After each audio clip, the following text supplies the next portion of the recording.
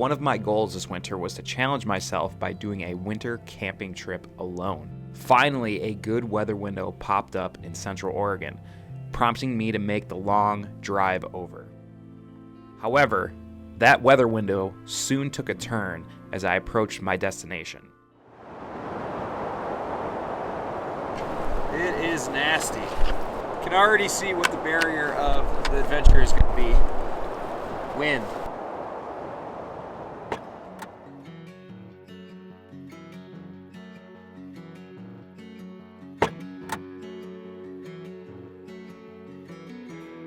Wow.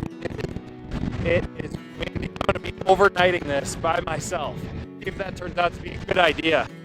My first objective of the day was to find a place to camp that was hidden from the wind, something that seemed impossible at the time.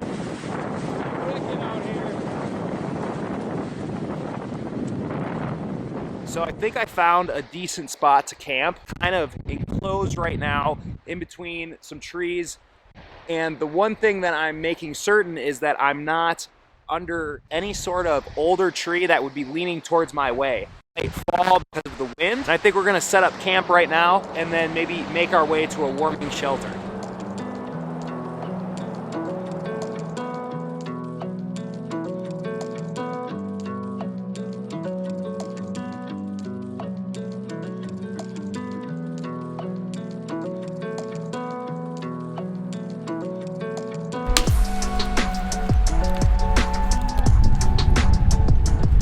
See behind me, I actually was able to source all of this wood from one tree, which has been awesome. Just kind of doing a bed of old bark so I can kind of get at least the fire off of the ground. I was thinking about constructing kind of a windscreen, but honestly the fire is going to burn down, so it's going to kind of create its own little circle of a windscreen. We'll see what we can get tonight. I really hope that that is still there when I get back.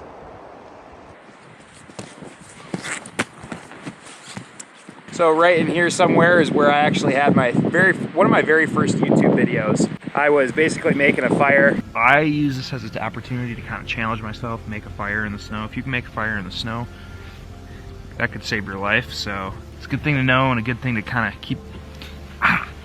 It just reminds me of how long it's taken me to get to this place where I can actually do this as a job, and like how young me did not even think it was possible. So it's really interesting what you can do when you really fully commit yourself, and for that I am really grateful.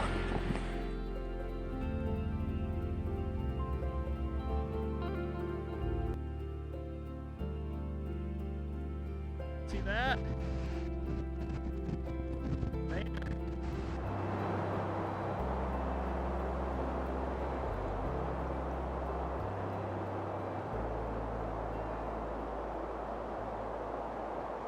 The first thing my thoughts went to when I entered the warming hut was that I should just sleep there for the night. It'd be warm, quiet, and wind-free. But I also knew that my main goal for the day was to push my comfort level by sleeping in the storm.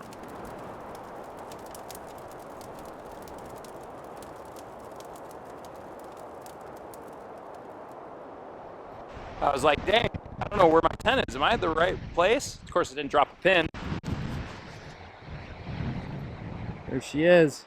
As the sun went down, it got substantially colder, so I switched my focus to see if I could build a fire.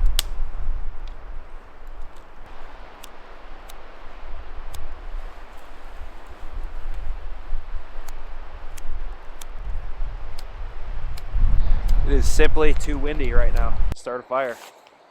That's a reality check. That's a big reality check for me.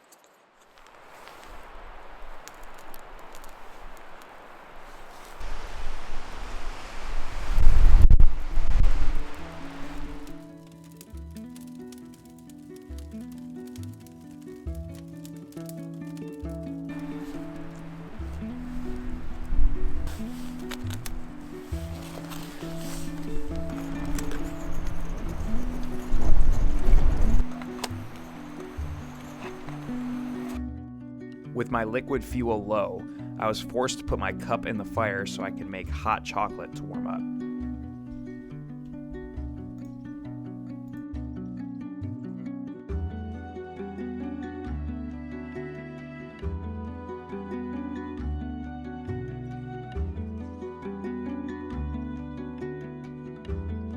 Challenge now is to stay warm the rest of the night. You can hear it starting to snow again. The wind has died down, which is really good. I probably am going to be up at about 3 a.m. because I have a project tomorrow to try and catch the sunrise of my buddy snowboarding down Cinder Cone. So we will see how that goes.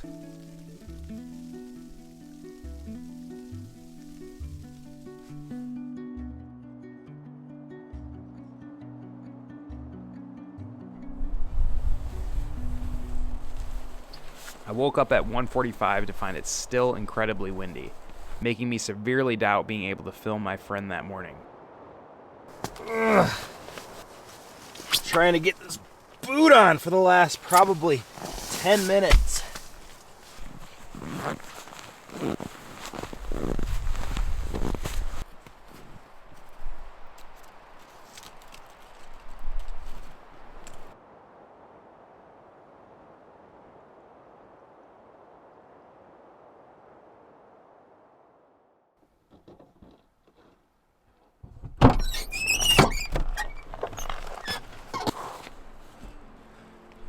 All right, on to round 2. This entire winter, I've been waiting for the perfect weather window to launch my planned adventures. Though the whole point of this specific trip was to take advantage of a seemingly good weather window, once the weather turned bad, I didn't have a choice but to continue doing what I was doing. Something Alex Hormozi said stuck with me on this trip. If you need perfect conditions to be successful, the moment conditions change, you will stop being successful. So you might as well start when the conditions are at their absolute worst, because it'll mean they'll only get better from there. And if you can prove success when things get bad, when they get bad again, which is guaranteed, you will still remain successful because you learned to do it during these circumstances.